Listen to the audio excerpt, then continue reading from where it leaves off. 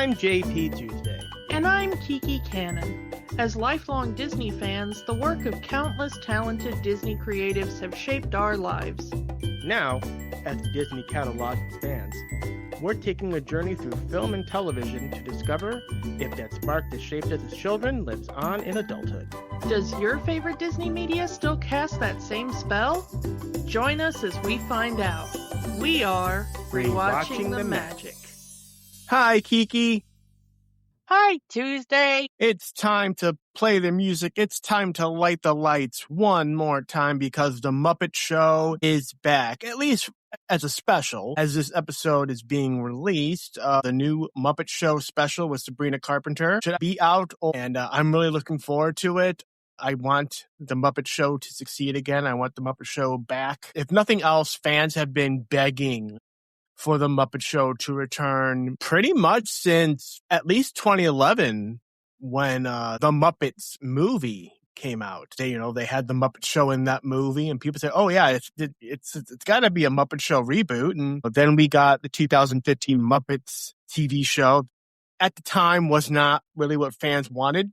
They wanted the Muppet Show back, and now we're getting it, and I hope it succeeds. If you're one of those people who are not going to watch it because you still can't get your head around Matt Vogel's Kermit, dude, I can't help you on that one. That's a you problem. Yeah. So, are you looking forward to the Muppet Show returning? I look forward to anything Muppets, anywhere, anytime.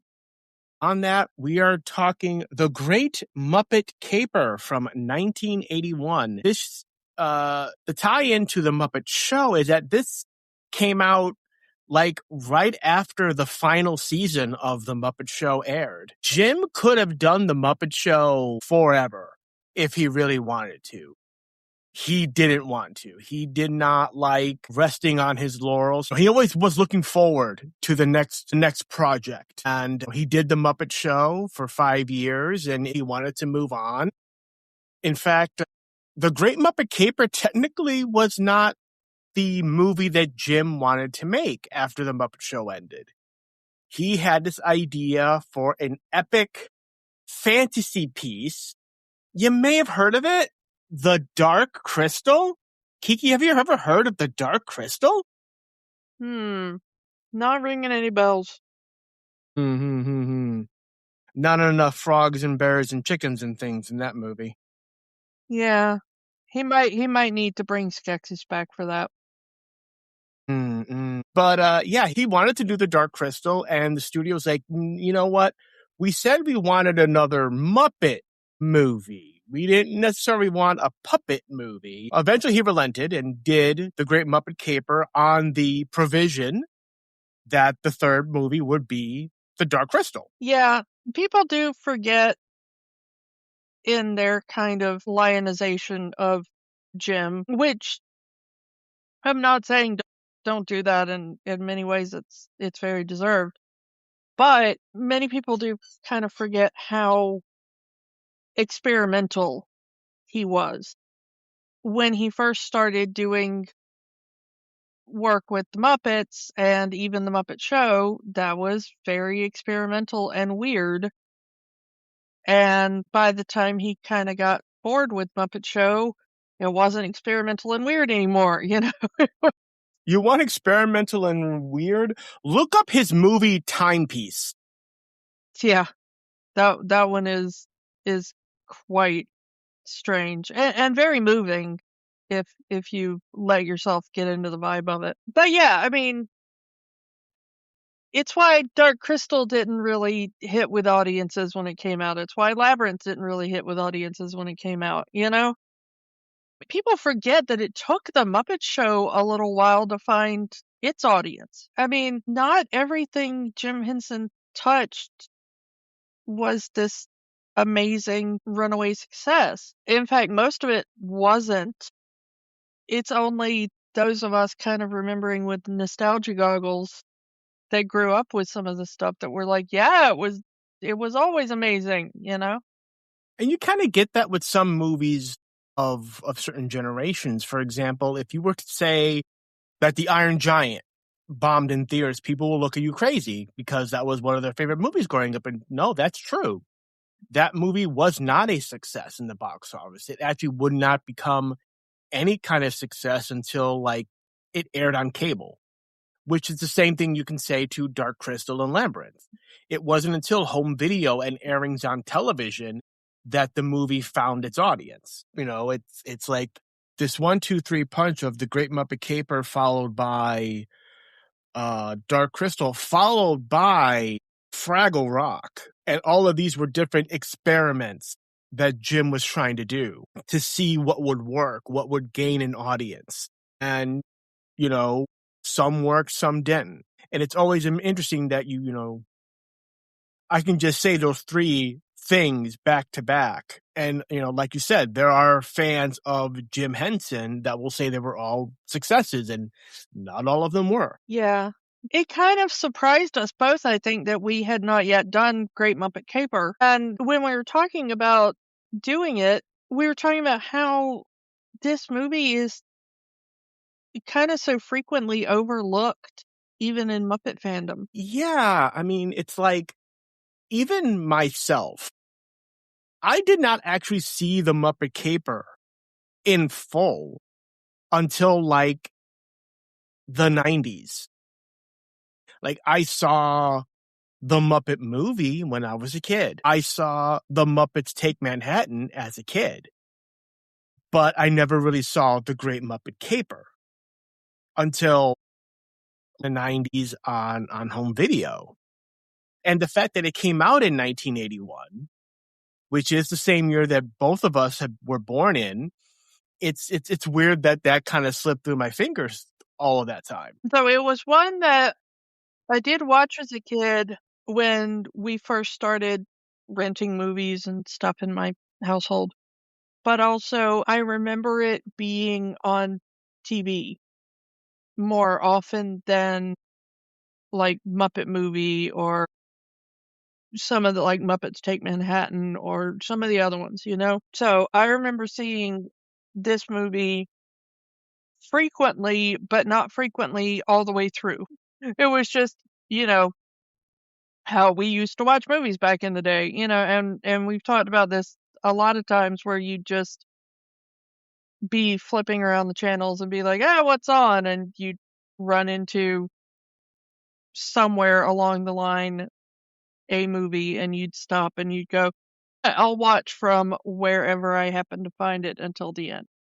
I did see one clip of this movie, and it's the scene where the Muppets are planning to stop the jewel heist and break Miss Piggy out of jail, because they use that scene in Muppet Babies. Oh, they did!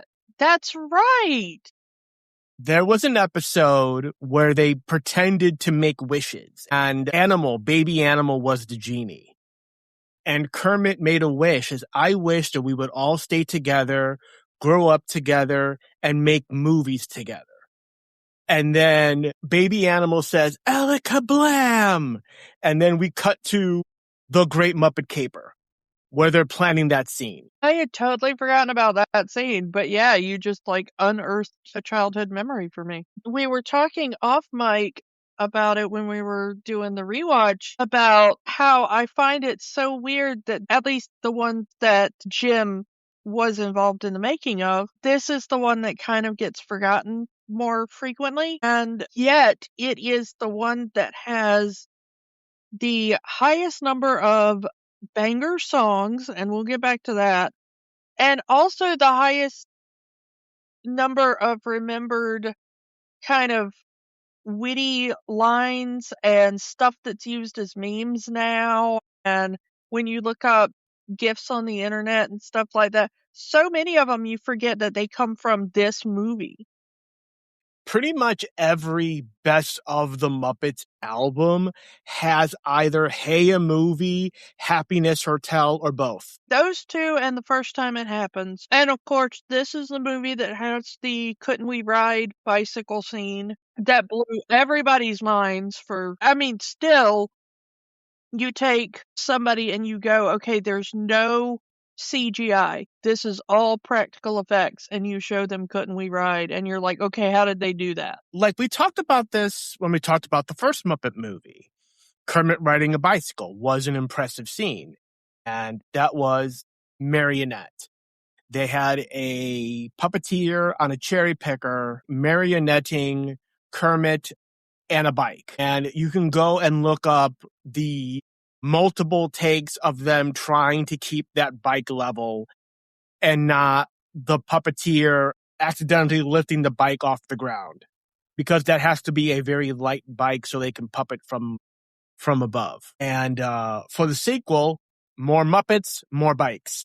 But now it's animatronic marionettes. This is one of the first Muppet projects that they do animatronic marionettes. It's very crude and it's very jittery. It's very stiff in moments. Like you can tell, like certain wide shots where they're using the animatronic puppeting. Like they're not as fluid as they would be when there's an actual person puppeting these characters. You can find footage of Jim talking about how they did some of it and showing various things that you can still see that made it onto film. And some of the stuff is that, like the rigs are very large and being pulled by apparently Brian Henson on a large tricycle that is well down the lane and very fuzzy and barely in frame. I love how it's the Jim Henson Hour, The Secrets of the Muppets. If it's on YouTube, you can look it up. And I love how Jim just points out, yeah, if you look really close, you can see the bar connecting the bikes. And if you look really far, you'll see a big tricycle with my son Brian pulling the entire rig. Like he's pointing it out. Yeah, we screwed up. We didn't cut this part out. Yeah. But there's some things in this movie that still to this day, I do not know how they accomplished them. Some of the bits in the bike ride scene, a lot of the stuff in the Miss Piggy water, Esther Williams fantasy scene. That has to be someone in a costume. I mentioned Fraggle Rock because we have the full body Muppets in Fraggle Rock and Sesame Street and all that. That's the only thing I can think of. Because there's a part of Couldn't We Ride where Piggy and Kermit are circling each other in the bikes. How did they do that? Jim's not telling us. Jim never told us. He said, figure it out yourself. And then there's a part where at the very end of that Miss Piggy water thing where you actually see her dive. Like her knees bent. She actually looks like she's diving. And the only thing I can think of in my head is that's people in costumes. It has to be. I can't think of any other reason how it's done. And if anyone knows how it's done, please tell me. That has been bothering me for years, how they got that done. Yeah, so even some of the smaller stuff in the water sequence, I'm not even sure how they did some of that. You see bubbles coming out of Piggy's nose, like she's breathing. Yeah, that was a good effect. I do like that. So, because this is a Muppet movie, we need some humans. Because, contrary to what a lot of people to this day, like, oh, you can just have Muppets. Like, no, you need a human. You need a human. At least one. And we have our two humans. We have Diana Rigg as Lady Holiday, the famous British fashion designer and jewel collector who is kind of the main focus of the movie. She gets her jewels stolen right at the beginning of the movie, and it's her most prized possession, the famous baseball diamond. Great name, by the way. That is the subject of the Great Muppet Caper, as it were. I don't know why, but even in my 40s, baseball diamond still makes me laugh.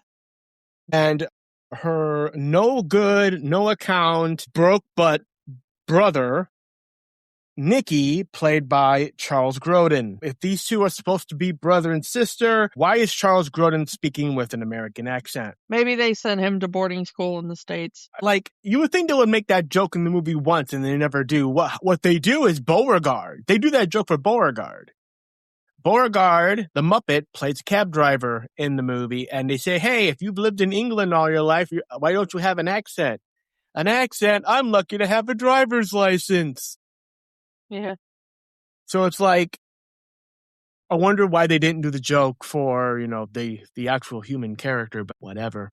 So let's talk a little bit about these two human actors. Diana Rigg was, at the time, most famous for being in the Avengers, not that one. Steed and Peele, not Stark and Rogers. Yeah, and I was a big fan of the Avengers TV series when I was a kid. I don't know about you. I don't know if that made it into your household or not. I knew of it, but I never really watched it. It was one of those that, like, it ended up on, PBS sometimes and other things, like all weird British television did over here and everything. But of course, she was also, a lot of people forget, married to James Bond in one of the James Bond movies. Yeah, until the sequel.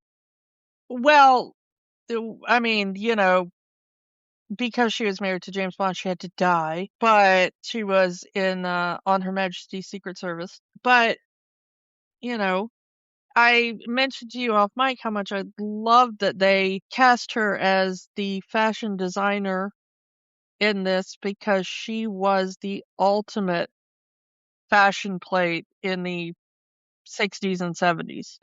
Diana Rigg was absolutely the height of fashion, especially in England. So, you can't look at a single thing she wore as Emma Peel and not go like, that was the absolute top of fashion at the time. Yeah.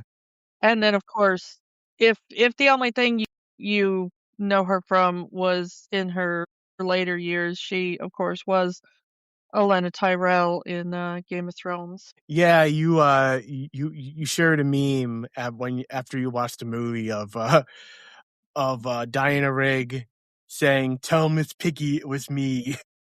Yeah. Yeah, I made that meme because I was like, somebody has had to have made that meme, because there's that great iconic scene at the beginning of the movie where they just introduce Lady Holiday and she's wearing that amazing black and white outfit and she's sitting at the desk, and I was like, this is such Olenna Tyrell energy, but like, like 30, 40 years too early. And I was like, somebody has got to have made the Olenna tell Cersei it was me meme, but with Lady Holiday. And I could not find it. I searched and searched. I was like, I don't think anybody's made this. So I was like, screw it, I'll make it myself. It's a niche meme, but it makes me laugh. And of course, Charles Grodin, just so many credits to his name. But for all the things he's done, there's an entire generation who's going to know him as the dad from Beethoven. Yeah, our generation, probably, that's one of the first things that comes up. So, but yeah, he was a great actor in his own right. And he definitely understands the assignment in this movie. Just the right amount of scene chewing he does in this movie.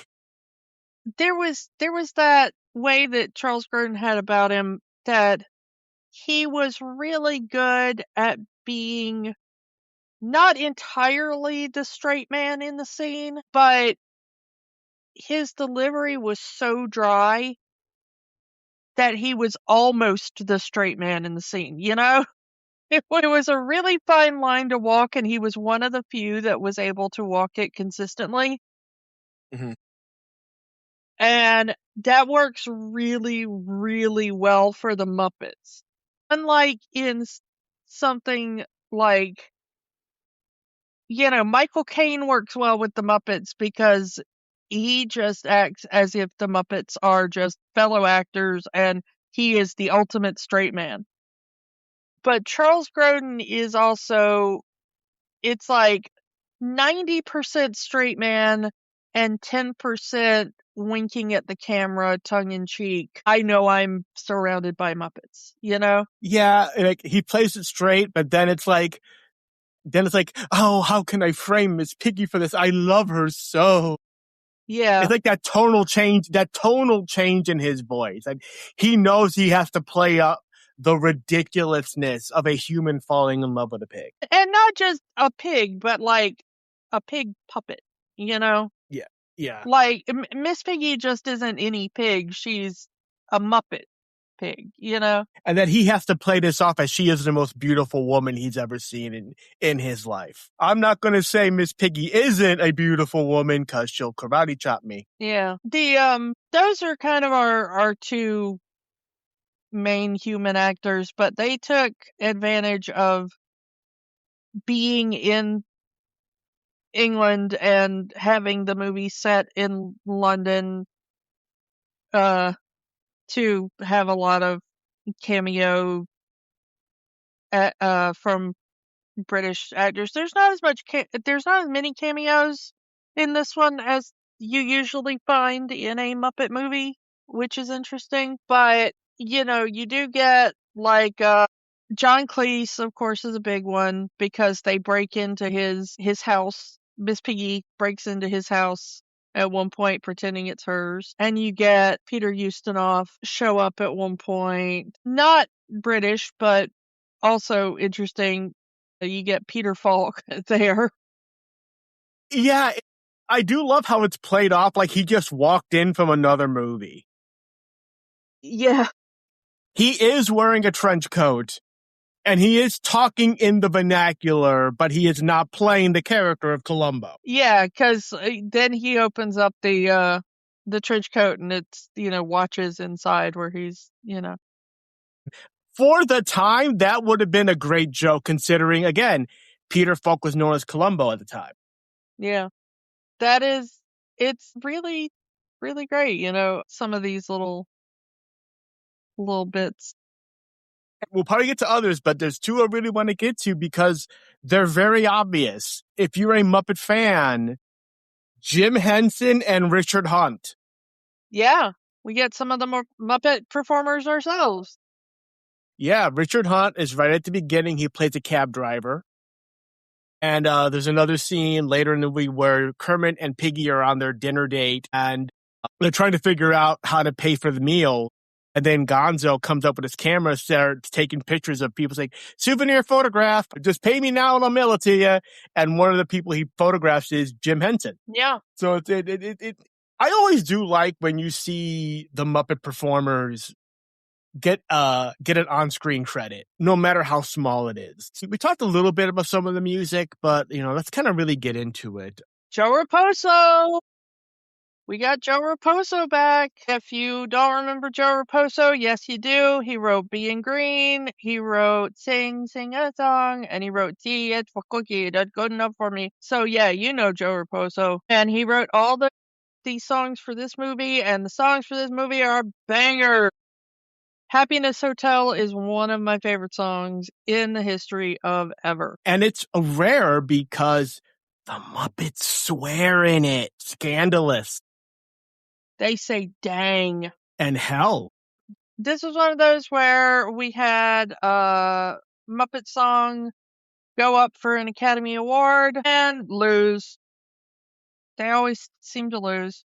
And this time the first time it happens, I think that was their first big mistake. They should have put up Happiness Hotel. It's a much better song. But in any case, they lost to Arthur's theme from Arthur. And if you don't know Arthur's theme, yes, you do. Where you get caught between the moon and New York City. And honestly, that's all of that song you know. You know that song, and that's all of that song you know. That's all of that song anybody knows.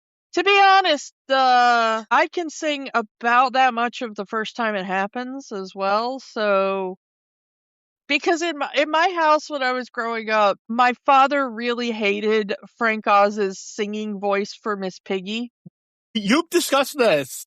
Every time we've talked about a Muppet movie, you do bring up Frank Oz's falsetto singing as Miss Piggy. When I was a kid, anytime that Miss Piggy had like a really prolonged, like, never before love led us here. Yeah.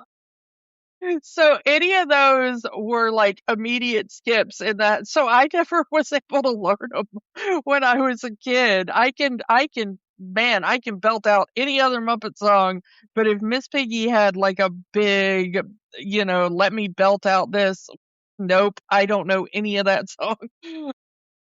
It's the one thing Eric Jacobson is better at than Frank Oz, is singing in character as Miss Piggy. Absolutely. I will give that to Eric, he is so much better at doing Piggy's voice and singing in it without it being kind of weird and grating. And you know how much we love Frank Oz around here, so that is not any real, I'm sure Frank Oz would kind of agree with us even.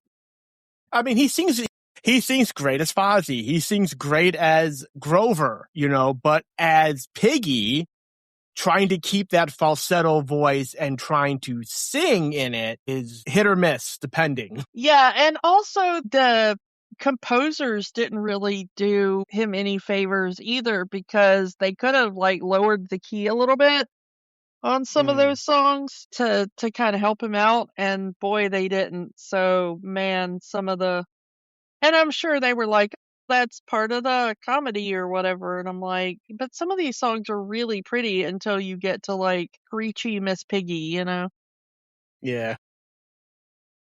But I gotta say, of all the songs in this film, which are great, and I love Hey a Movie, First Time It Happens, I love Couldn't We Ride, but Happiness Hotel is by far the absolute star of this film as far as the songs.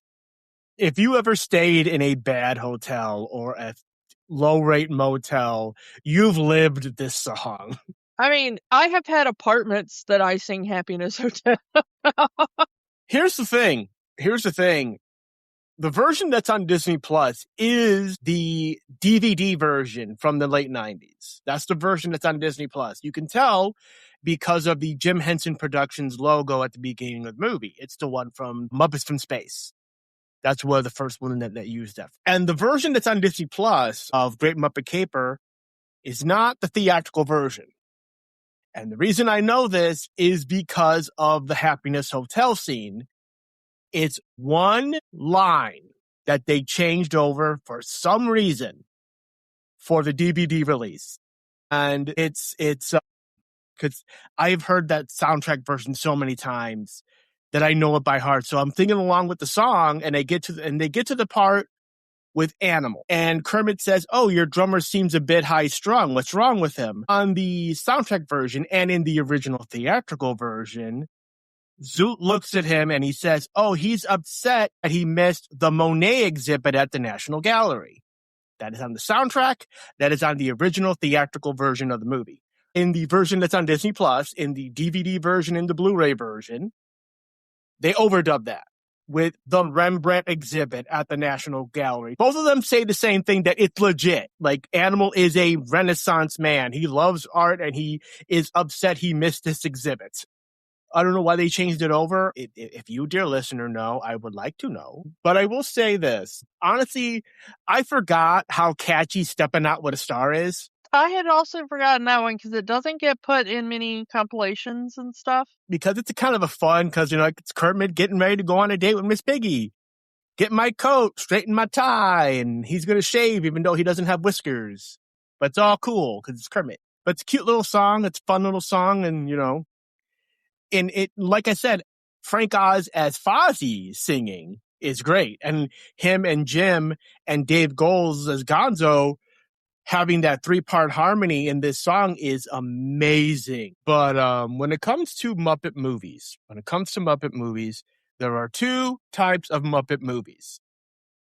There are Muppet movies that tell events that happen in the lives of the Muppets. And then there are movies that the Muppets are in as part of the standard Rich and Famous contract. This is the second one.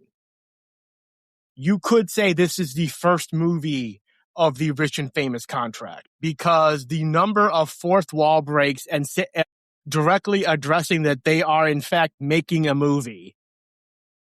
It's probably the most fourth wall breaks of any Muppet movie, and they do not even wait, because it's right at the beginning. First with the MGM parody logo with Animal, which, chef's kiss. To them in the hot air balloon. kind of doing MST3K before MST3K, talking about the credits. Yeah, I like that bit. And then, even after the first part, it doesn't stop because Diana Rigg has that amazing line where Piggy says something about her dialogue later, and Lady Holiday says, "Well, darling, it's exposition. It has to go somewhere," which is another just incredible fourth wall break. Just explains why Lady Holiday was just, info dumping this entire monologue on Piggy when she first meets her. Talking about her brother, how her brother spent his entire inheritance and how she has to take care of him, and oh, my necklace got stolen, and then they're gonna come after my most prized possession, the fabulous baseball diamond. Why are you telling me this? Because it's exposition, dear. Yeah. And it's like there's parts of the movie where Kermit and Piggy are having an argument, and Kermit literally stops the movie. Stop. Piggy, you're overacting. What? You're overacting. You're overdoing it. Dial it back. I'm just trying to sell it. Well, sell it less. Although the Peter Falk cameo, it's very, very much like, okay, Peter, you weren't actually supposed to be in the movie. And Kermit's like, yeah, we're actually trying to film a movie here. So could you just move on? And then at the end where, Nikki, why are you doing this? Because I'm the villain. So it's like, the number of fourth wall breaks. It's like, one of my favorite ones, again, it's right at that beginning where something happens and then Kermit looks at the camera and says, man, I wish I was all of you watching this for the first time. Maybe they figured that it was too much of fourth wall breaks in the movie because, again, this is the most you'll ever see in any Muppet movie because they do dial it back for every other movie that comes after this one.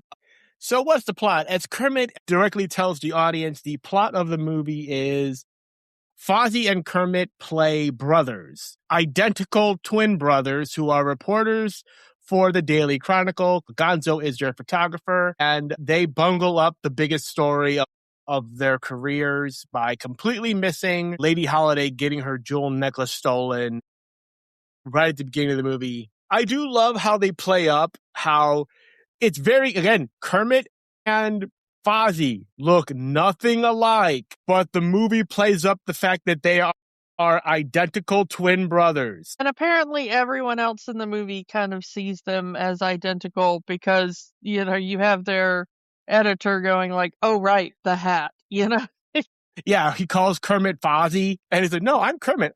That's Fozzie. Well, I can't tell the difference. You look exactly alike. Oh, because Fozzie isn't wearing his hat. Oh, yeah. Although I love that in that beginning part, Kermit is in fact wearing his Sesame Street news reporter outfit. Yeah, with the hat. Yeah. Yeah. Hi-ho, Kermit the Frog here for Sesame Street News. And I said Sesame Street. Carol Spinney has a cameo as Oscar the Grouch. It is a great cameo. Of course, he had a cameo in the first movie as Big Bird, and now here he is as Oscar the Grouch. Sadly, under the Disney ownership, we don't get those kind of cameos anymore, which is sad. But can we talk about the picture they have of Kermit and Fozzie's father? That has lived in my nightmares for decades now. Like, if you've never seen the movie, it's Fozzie, but they paint him green. He has Kermit's pupils and his collar.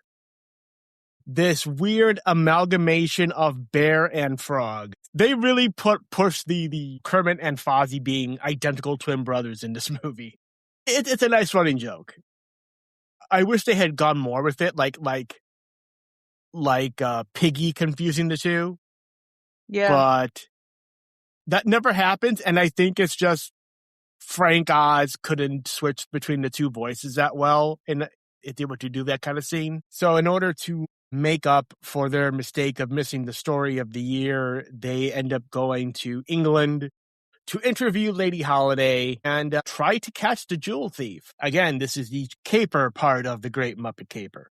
I mean, it's a very thin plot, but that's pretty much it. But it's like everything else. And it's like the fact that pretty much everyone working for Lady Holiday hates her, and honestly for good reason. Yes, she's this fashionista, but she's constantly belittling her models, which is why they end up joining up with her brother to steal her jewels. I mean, it's very Devil Wears Prada before Devil Wears Prada. Yeah. Miss Piggy's introduction is probably the funniest thing, because it's like she's complaining about her models not looking right, not having the right hairstyle, the clothes are not tailored perfectly, and blah, blah, blah. And she says, I can't believe this. My models are looking like farm animals. And then enter Miss Piggy. And perfect cue for Miss Piggy.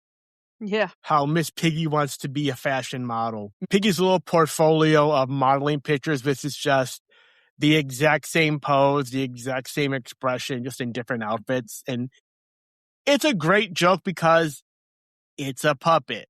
The expressions are just shown through the movements of the hands in the nose and mouth of the puppet.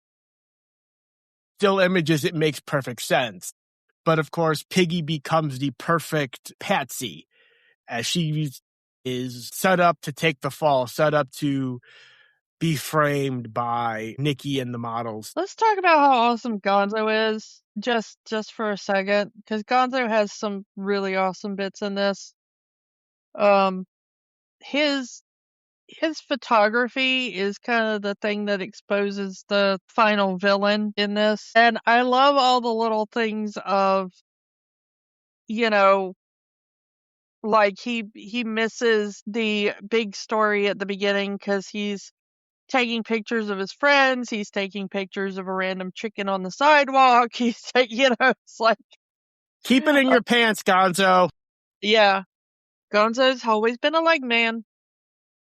But then later that same thing is what enables him to be in the right place at the right time to solve the mystery.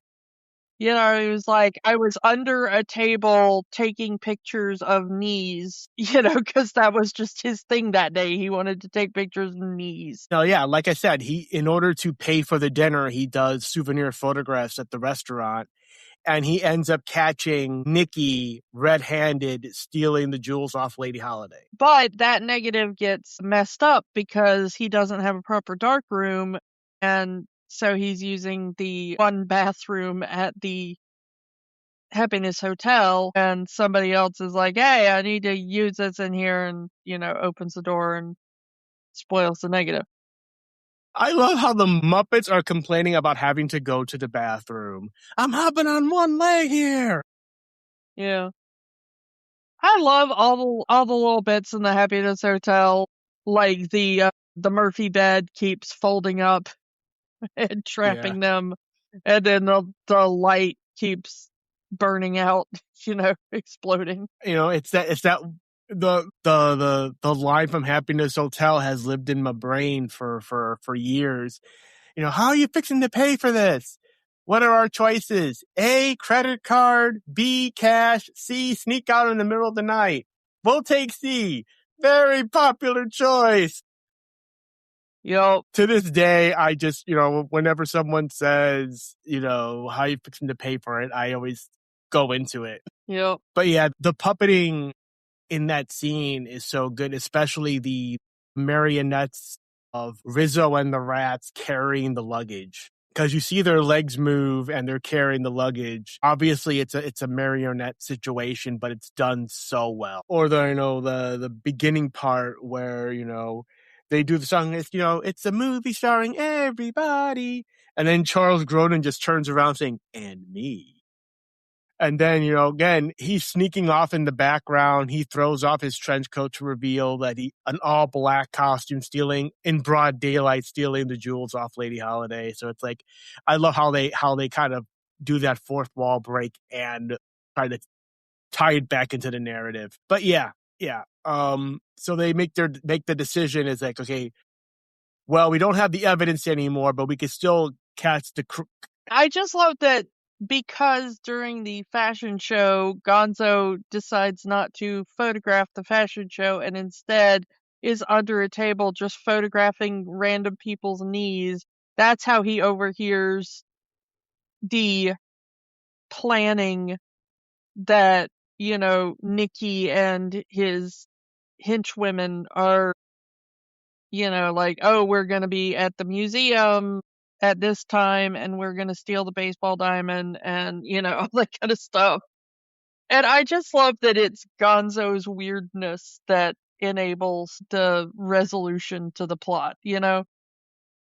And I also love, one of my favorite things is at the beginning of the movie where, because there's the running gag in the movie where they keep getting thrown out of the planes instead of the plane landing. They just get like hurled out of the planes with a parachute. And the thing is that like Fozzie's like thrown out first, and he's like, Kermit, and then Gonzo gets thrown out, and he's like, woohoo! I love that this is like the first official instance of what Gonzo is. Because, Kermit's in a crate and it says frog. Fozzie in the crate and it says bear. And then Gonzo's in the crate saying whatever. Yeah, I mean, that whatever is really just the ultimate meme for Gonzo, Even he himself calls himself a whatever. So it's like he's accepted his weirdness. Yeah. We talked about the music, but the Miss Piggy song, Charles Grodin's very obvious dub singing voice. I don't know who does the singing on that one, but the very operatic singer that they got. And once they figure out that Nicky's the villain, Piggy just goes hard on him. It's like, and you can't even sing, you were dubbed. It's probably the best punchline fourth wall joke in the movie. I love that the name of that song is called Piggy's Fantasy. We didn't mention this, but we should mention this. This is Jim Henson's directorial debut. He wanted to direct the first Muppet movie, but the studio said he couldn't because he didn't have experience. The success of that first movie, he was able to use that influence to get the Dark Crystal made. All he had to do was make this movie.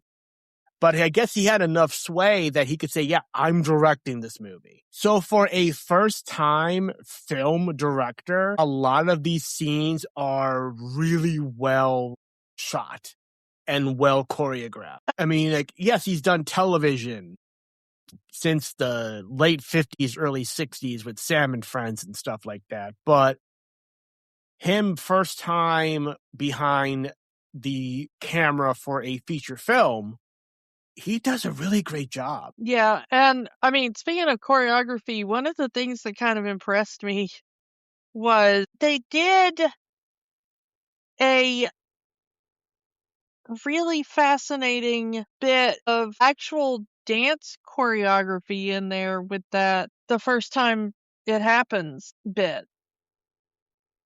And they actually had human dancers and then Kermit and Piggy, and they're all doing basically the same choreography. And I know that it's kind of simplified, but I was really impressed at that, knowing what's going on, kind of underneath the camera, Yeah. that Jim and Frank were having to, kind of match that sort of movement to make sure that Kermit and Piggy were doing similar movements in time, And yeah, we've seen the ballroom scenes in the Muppet Show. And this is very similar to that, only it's played straight and with humans instead of puppets. Yeah. And I mean, the thing is that the choreography, such as it is in the ballroom scenes in the Muppets, is not really choreography. Occasionally, there will be a turn or something that two characters will do in the background or whatever. But for the most part, they just kind of stand near each other and kind of wiggle the puppets around. I mean, but to make Kermit and Piggy look like they are doing the same choreography as human dancers behind them in frame is a really impressive feat, you know?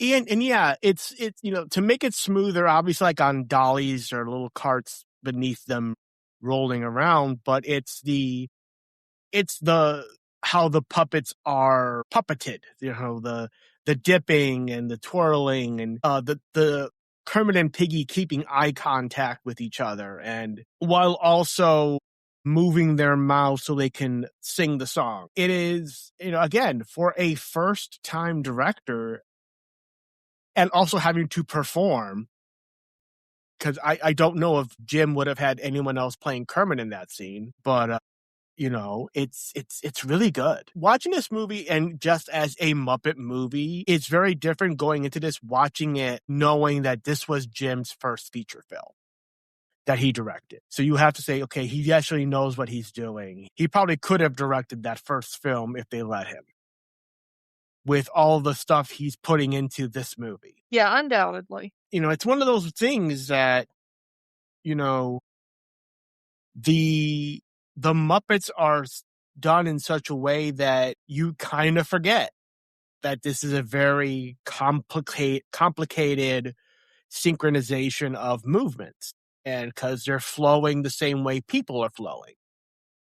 So it looks like natural movement, but it is just two people trying not to crash into each other while they make these puppets look like they're dancing and singing. And also, people frequently forget that the way that sets have to be built for the Muppets is that a lot of times, they're built so that they can remove parts of them so that Muppet performers can stand below human actors, so that there's actually like a pit there that you could fall into if you don't know what you're doing.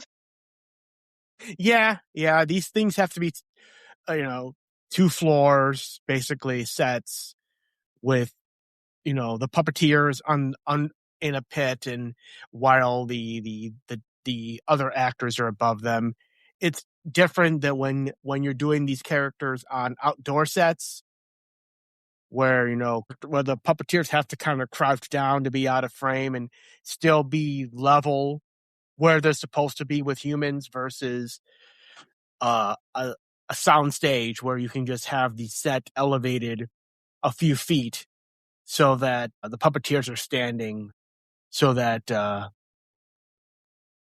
characters are where they're supposed to be. Like I said, for a first time director, it's perfectly done. That he makes the characters look so lifelike and so natural. Yeah, it really is impressive as far as puppeteering. What is more impressive, Miss Piggy riding a bicycle or Miss Piggy riding a motorcycle? I don't know about impressive, but for cool factor, I'm going with motorcycle. It was so cool they made it. It's part of the movie poster. Yeah. Like, look at the movie poster of this movie. It's Miss Piggy on the motorcycle. Done by Drew Struzan, legend. But yeah, you got Piggy Knievel there.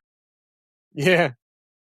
I'm surprised they didn't get Evel Knievel to cameo in the movie. Maybe he was unavailable. Maybe he said no. I don't know. Because the motorcycle that they used is very similar to the one he used. So, I mean, obviously it's supposed to be a reference, but I'm surprised they didn't get Evel Knievel to either play himself or play the truck driver. I don't know if it was an intentional thing, but the henchwomen have a sonic screwdriver, because they take out this cylindrical object, put it against the lock of the gallery when they're going to make the thief. It makes a noise, and then the doors open. It's a sonic screwdriver. Well, they are in England.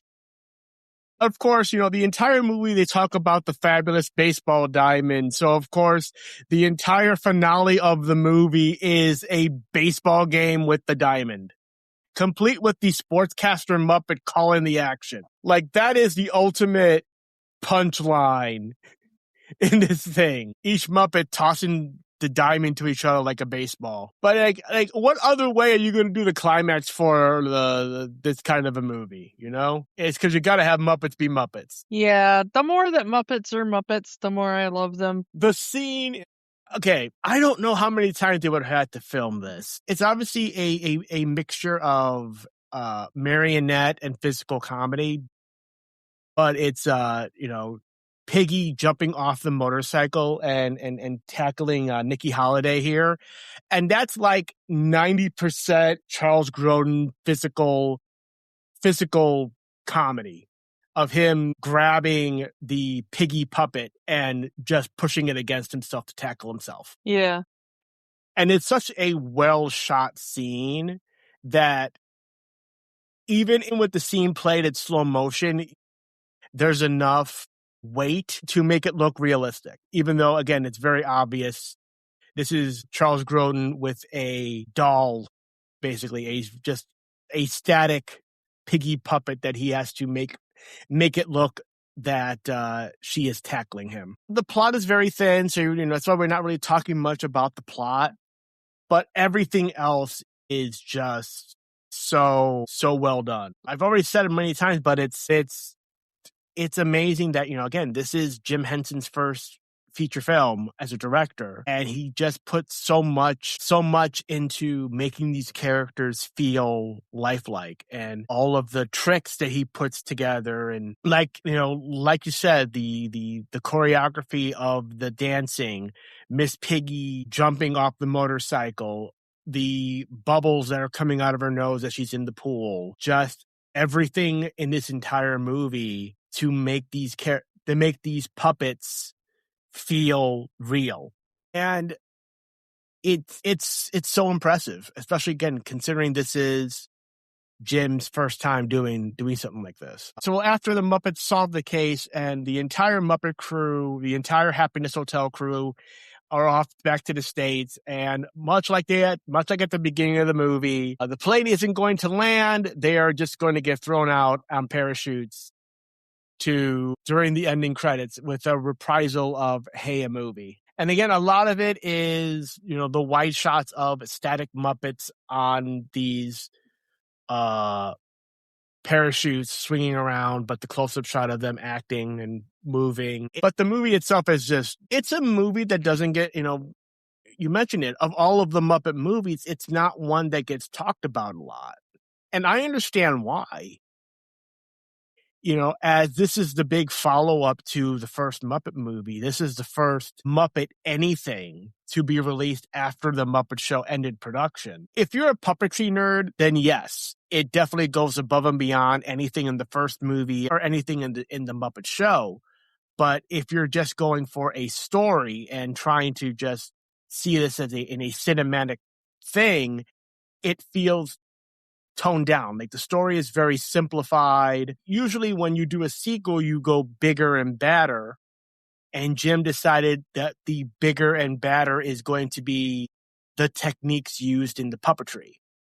Like the bike riding, like the choreography of the dancing, like the stunt work, basically. So in that regard, it does. But in terms of a cinematic experience, it does feel like a step down to anything that came previous in terms of a general sense. I don't know if that's how it came across to you. Yeah, I mean, I think that one of the other things is that there's just not a lot of character development in this or plot. There's a lot of good bits, like individual jokes and individual songs. But as a cohesive movie, it's not that it's bad by any means. It's just that it's very light, And like I said, Jim didn't even want to make this movie. He wanted to make The Dark Crystal next, but he kind of had to make this movie in order to make Dark Crystal happen. So he was kind of saving the quote good ideas for Dark Crystal. And this was a very simplistic plot. Yeah, so while individual scenes are great, and while individual lines are great, and while the music is absolute bangers, as a cohesive whole, I think the reason why this gets glossed over a lot is that unlike some of the other ones where you have really fascinating characters or where the Muppets themselves get some kind of really interesting character development or really interesting plot or something, is much lighter on that. So let's ask the question, Kiki, does the Great Muppet Caper have the magic? Yes, I mean, it's still a Muppet movie, and it's a Muppet movie with Jim Henson. It's still good. I'm going to say yes as well. Again, like I said, it's a Muppet movie that I didn't see until I was already older than most people who watch a Muppet movie. But I still think it does have magic. Like I said, coming into the movie with the knowledge that this was Jim's directorial debut, and he did so many interesting things technological wise that he would later implement into Dark Crystal and Labyrinth and stuff like that, even Fraggle Rock, that it's very magical in how the early versions of a lot of these things, especially like the early versions of the mechanical Muppets and what would eventually become known as the Waldo, if you know what I'm talking about. If you don't know what I'm talking about, the Waldo is this sock that the puppeteer will puppet off screen and the animatronic puppet on screen will mimic the movements. And that's kind of how the animatronic Muppets are performed in this movie. And it's a very early version of it that would be perfected by the time a few years later when we get to Fraggle Rock, and perfected even, go even further when we get to things like Teenage Mutant Ninja Turtles and stuff like that. So to see the first on-screen version of that is very, very interesting and honestly magical in what it started as and what it would become just a few years later. It's definitely worth it. Like we said, this movie tends to get lost in when talking about all of the other Muppet films, but it deserves to be seen. If you haven't seen it before, do yourself a favor and watch it. If you haven't seen it in a long time, also do yourself a favor and watch it. It's really good. Next week, Kiki, it is the annual time where we worship the great animal, the superb owl. Welcome, owl! Welcome, you superb owl, you. So, in honor of the superb owl, we will be talking about Remember the Titans, the Denzel Washington football movie. So yes, next week's episode will be the day after the big game. So we are ready for some football. So come back next week for Remember the Titans, and we will talk to you all next time. Bye. Bye! Don't let the magic stop here. Keep the conversation going. Find us on Facebook, Instagram, and Threads at Rewatching the Magic. We are also on Blue Sky, rewatchingthemagic.bsky.social. And new episodes are available at rewatchingthemagic.podbean.com and youtube.com/@rewatchingthemagic. Remember, the magic is for everyone. It only stops if you let it. We know that right now, things are tough. But in the words of Jim Henson, the only way the magic works is by hard work. But hard work can be fun. Check out our show notes for ways that you can help.